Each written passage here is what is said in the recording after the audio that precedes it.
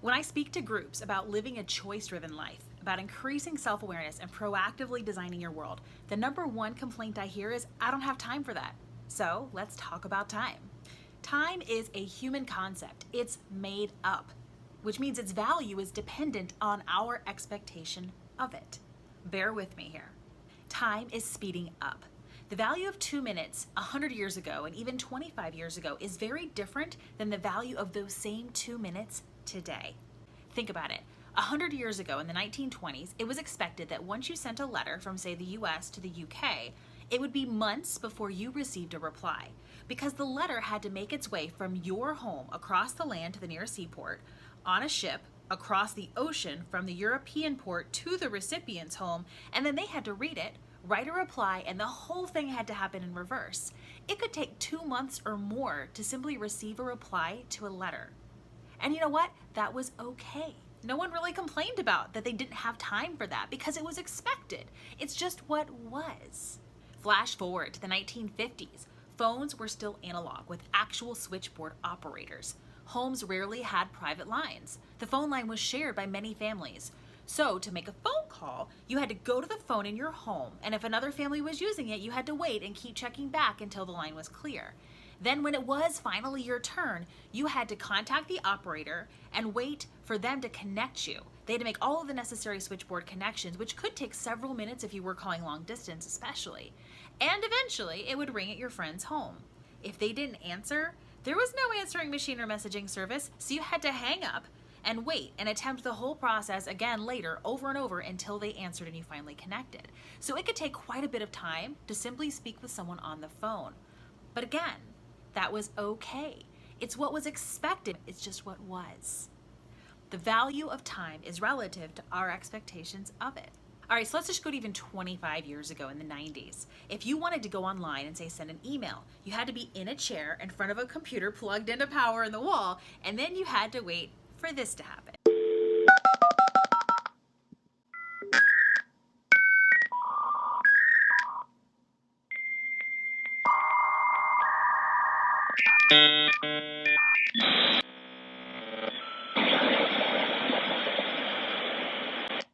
You've got mail. That was only 20 seconds, by the way, and I imagine it felt like a really long time. The actual amount of time that it took us to connect to the internet in the 90s was 2 full minutes. And at the time, that was okay. It was expected.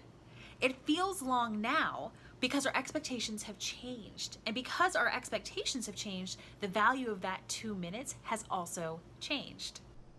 Now, in that same 2 minutes, I can tap the internet icon on my pocket-sized computer, aka my iPhone, that's with me at all times.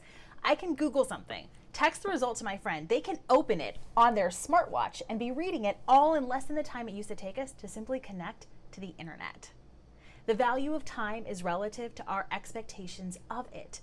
And our expectations have increased, which means the value of time has increased as well. Because we expect things to happen quickly now, we relate to time differently. You'd think with all of this additional technology and time saved, we would have lots of time and freedom to think about ourselves, to be proactive about what we want next for our lives because we have all of this extra time, right? Wrong.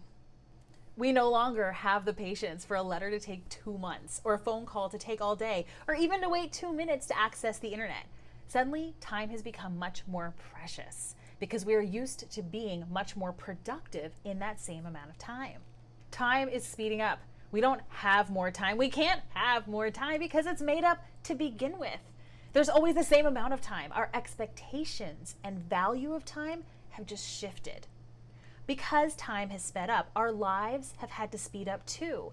Everything is expected to happen super quickly. There are expectations that you will make a decision very fast, react very fast, move very fast. It's led to our lives being a lot like a pinball machine. We bounce off of one reaction to an obligation, moving so quickly. It feels nearly impossible to pause. Think about, where do I want my life to go next? Take a moment to prioritize and choose, where do you want your day or much less your life to go? This effect has us spend most of our lives in survival mode, and we don't even know it. Survival mode is making life decisions out of reaction or obligation. I work with people to step outside of this way of living and into what I call anti-survival mode, which is proactively, intentionally designing your life. Living this way isn't a matter of making more time or having more time. It's a matter of prioritization and choices. The first time I began to notice all of this for myself, I was in my late 20s. I was in the dream job with the dream husband who was also in the dream job. We took vacations everyone was jealous of. Our savings and retirement funds were solid. We had access to a private plane, a private yacht. Lots of people wanted my life. Shoot, I was living the American dream. Thing is, it wasn't my dream. Let me explain. As I was approaching my 29th birthday, my then husband suggested that we buy a house so we'd be ready when we had kids. Why? Because that's what you're supposed to do when you're 30 and living the American dream. You make a family, right?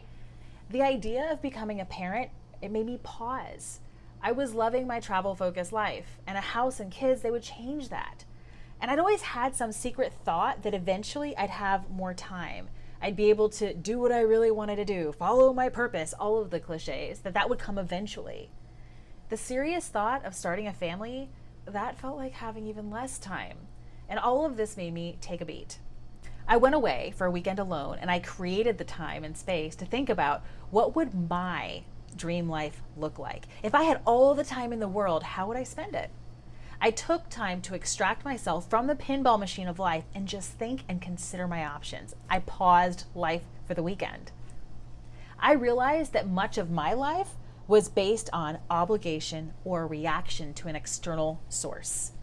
I went to college because no one in my family ever had, and I kind of felt like I had something to prove, and also because I didn't know what else to do with myself.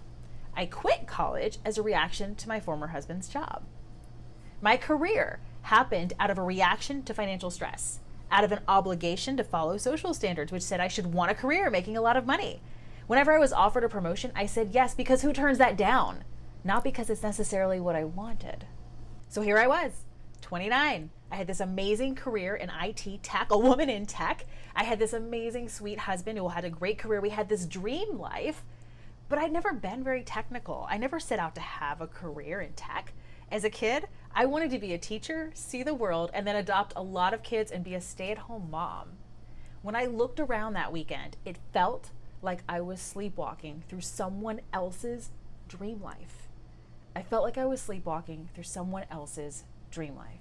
At that point, I didn't know what my dream life looked like. I didn't even know how to consider that. I didn't have the space to consider that. I just knew that this wasn't it. So when I went back from the weekend, I shared all of these discoveries with my then husband, and we quickly discovered that his dream life looked a lot different than mine. So after the most amicable divorce in history, we're now friends, and he's living his dream life, and I've created my own. So now, living in anti-survival mode does not mean that you have to quit your job, divorce your spouse, become nomadic like I did.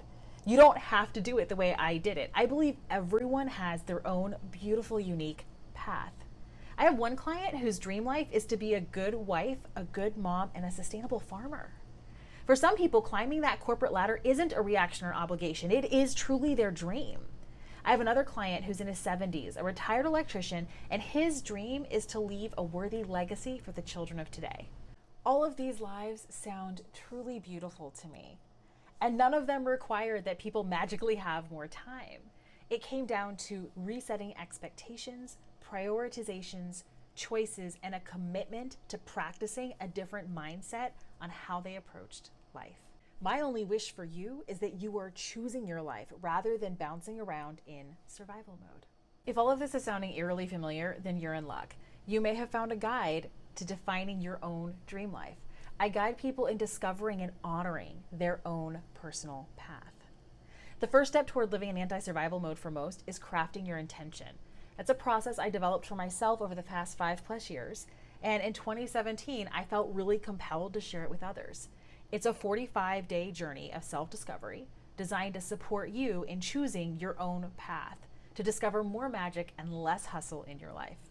The next Crafting Intention journey starts soon. Click the link below and see how you can join us.